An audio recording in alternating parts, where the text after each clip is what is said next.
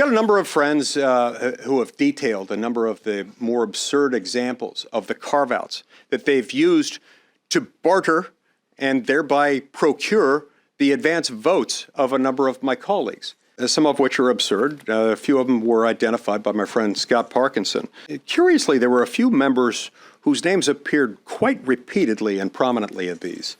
For example, you'll be very pleased to know that in this, we've got the federal building on 7th Street in San Francisco that's named for Speaker of the House Nancy Pelosi. Then you've got the our Senate Appropriations Committee Chair, Patrick Leahy. What was just the Lake Champlain Basin program is now going to be the Patrick Leahy Lake Champlain Basin program.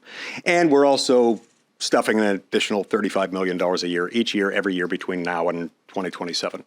I'm sure that's just a coincidence that he's the Approps chair, and that's also on there. Oh, also, our colleague, Richard Shelby from Alabama. I guess there are still a few things in Alabama that have yet to be named after Richard Shelby. He's got some in there as well, including an FBI arsenal building down there. If you like presidential museums, you'll love this one, because we've got $6 million for the Ulysses S. Grant Museum. It needs an overhaul to the tune of $6 million. One of my favorites might be the $1.7 billion that goes to transportation structures and infrastructure developed specifically to combat climate change. That's in there too.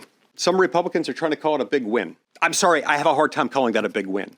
When you unite all 50 Democrats, sharply divide Republicans, getting, I don't know, probably 10 to 20 votes to support this, I don't understand how that's a big win for Republicans, especially right after we've just had an election and control of the House has now shifted from Democrats to Republicans. I don't understand that math. I don't understand that logic, but it's not right. You know, there's something more to this. This isn't just about the balance of this fiscal year. It's that, and we're giving them way too much on that. But it's this then becomes the norm. This resets the defaults, such that if, heaven forbid, we get to the end of this fiscal year and there is an agreement on a series of spending bills or one big one or whatever, we may for a period of time, perhaps a long period of time, end up operating on the basis of a continuing resolution. Guess which levels this then extends? These higher levels. Ladies and gentlemen, this is why we're $31 trillion in debt, because of stuff like this. It's making the American people poorer. It's destabilizing our economy. It's making it so that the average Utah family now finds life unaffordable, having to shell out an additional $1,000 a month every single month for their basic monthly necessities. This is wrong. It's got to stop, but it will not stop until members of Congress, including U.S. senators elected as Republicans, committed to some semblance of fiscal conservatism, refuse to vote for bills that they have not read, that they do not understand, that are cobbled together and that impoverish the American people.